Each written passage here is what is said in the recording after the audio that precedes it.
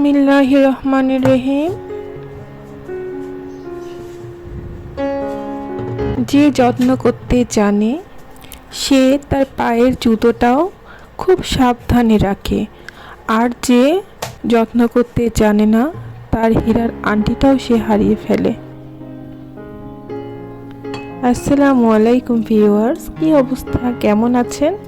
আশা রাখি সকলেই ভালো আছেন নিজ নিজ অবস্থান থেকে, এবং আমিও আপনাদের দোয়ায় আর আল্লাহর পাকের অশেষ রহমতে আমার অবস্থান থেকে ভালোই আছি।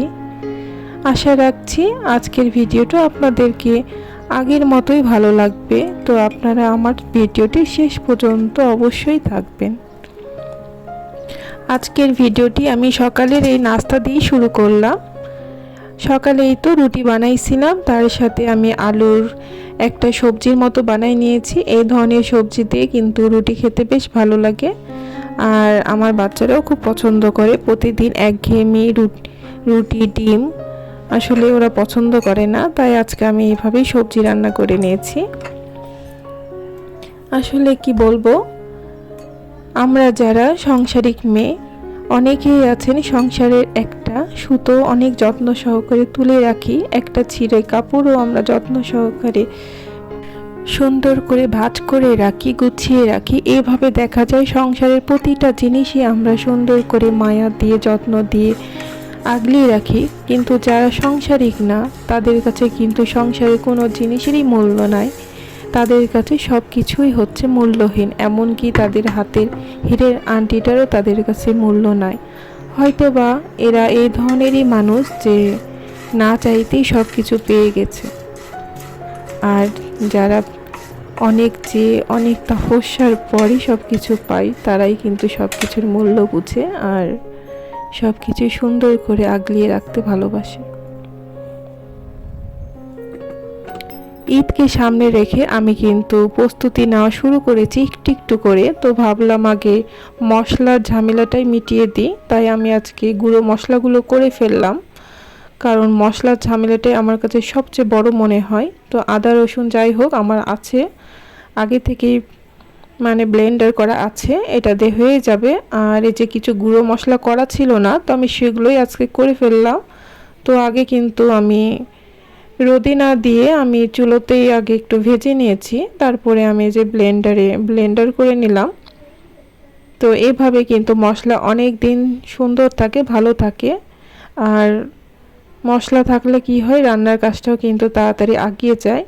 তাই আমি শত ব্যস্ততার মাঝেও কিন্তু আমি এভাবে গুঁড়ো মশলাগুলো করে রাখি। আর এই যে এখানে কিছু বাদাম ছিল, অনেক দিন থেকে কেনা আছে কিন্তু ভাজা হচ্ছে না, ভাজার জন্য খাওয়াও হচ্ছে না। তো ভাবলাম আজকে সব ঝামেলাই করে ফেলি। আমার মেয়েরা কিন্তু এই যে খোসা ছাড়া যেসব বাদাম কিনে পাওয়া যায় সেগুলো ভেজে খেতে চায় না, ওরা এই যে খোসা সহ বাদামটাই পছন্দ করে বেশি। তাই আমি এই ধরনের বাদামটাই কিনি, চীনা বাদাম, আর এগুলোই ওরা খেতে বেশি ভালোবাসে।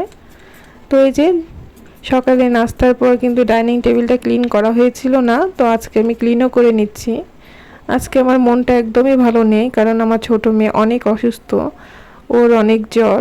তার ফাঁকে ফাঁকেও আমি মানে না চাইতেও কিন্তু কাজগুলো করে নিচ্ছি।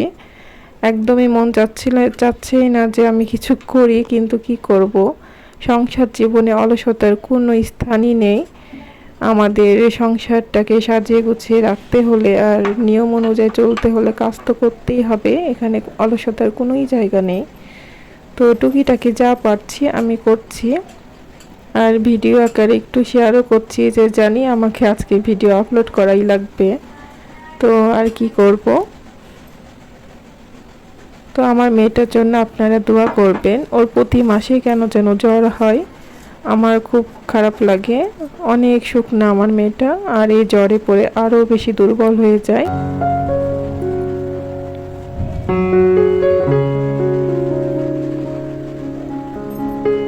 এই তো ডাইনিংটা পরিষ্কার করে নিয়েছি। তো আমার বড় মেয়ের রুমের ওয়ার্ড্রোবটাও পরিষ্কার করে নিচ্ছি, তার উপরে যে যত কিছু আছে সাজানো গুছানো সব কিছু একটু একটু করে পরিষ্কার করে নিচ্ছি, কেন চারিপাশে অনেক ধুলা, সবসময় বারান্দা দিয়ে কিন্তু ধুলো উড়ে আসে। আর যেহেতু বেলকনি দরজাটা সারাক্ষণই খোলা থাকে, তো ধুলোবালুর তো অভাব নাই। এখন পর্যন্ত যে সকল আপু ও ভাইয়ারা আমার এই ভিডিওটির সাথেই আছেন, আশা রাখি আমার এই ভিডিওর কোনো একটি অংশ আপনার কাছে ভালো লেগেছে। আর সেই ভালো লাগা থেকে আপনার কাছে আমার একটি আবদার, প্লিজ আমার ভিডিওটিতে একটি লাইক দিয়ে দিবেন। আর ভিডিওটি যদি খুব বেশি ভালো লেগে যায় তো আমার চ্যানেলটিকে সাবস্ক্রাইব করে আমার চ্যানেলের পাশে থেকে যেতে পারেন। আপনি যদি এই কাজটি অলরেডি করে ফেলেছেন তো আপনাকে জানাই অসংখ্য অসংখ্য ভালোবাসা ও মন থেকে দোয়া।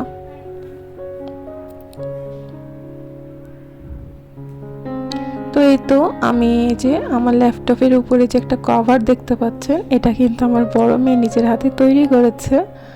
তো মাশাআল্লাহ, ওই কিন্তু টুকটাক অনেক কাজই পারে, কিন্তু ও কখনোই ভিডিও আকারে আপনাদের সাথে শেয়ার করতে চায় না। আমি বলি যে একটু ভিডিও করে রাখি, তো কিন্তু করতে চায় না আর আমাকেও করতে দেয় না। তো এই যে আমি এখন রান্নাঘরে আসলাম। আমার এখন দুপুরের রান্না কি করব সে তো একটা টেনশন থাকেই সব মায়ের। তো আজকে ভাবলাম যে একটু ঝামেলা ছাড়া একটাই তরকারি রান্না করে নেই। তো যেহেতু ছোট মেয়েটা একটু অসুস্থ আর ও একটু মুরগি পছন্দ করে, তো ওর জন্য আমি মুরগিটাই রান্না করে ফেলছি আলু দিয়ে। তো আর কোনো তরকারি রান্না করব না। দেখা যায় মাংসের সাথে আমি যত যাই সবজি রান্না করি না কেন, বাচ্চারা কিন্তু কোনো একটা খাবারও খাবে না, শুধু এই একটা তরকারি খাবে। তো অন্য সবজি যদিও রান্না করি সেগুলো কিন্তু রয়ে যায়, শুধু শুধু ফ্রিজে ঢুকিয়ে রাখতে হয়। সেই জন্য আমি একটা তরকারি এখানে রান্না করে নিচ্ছি। আর আমার বাচ্চারা কিন্তু মাংসর থেকে বেশি আলুটাই বেশি পছন্দ করে। তারা এক পিস মাংস নেবে তো 2টা আলু নেবে, যার কারণে আলু আমাকে মুরগির মাংসতে দেওয়াই লাগে মাস্ট। আমি কিন্তু ভিডিওর একদম শেষ প্রান্তে চলে এসেছি। সকলেই ভালো থাকেন, সুস্থ থাকবেন আর আমাদের জন্য দোয়া রাখবেন। আসসালামু আলাইকুম, আল্লাহ হাফেজ।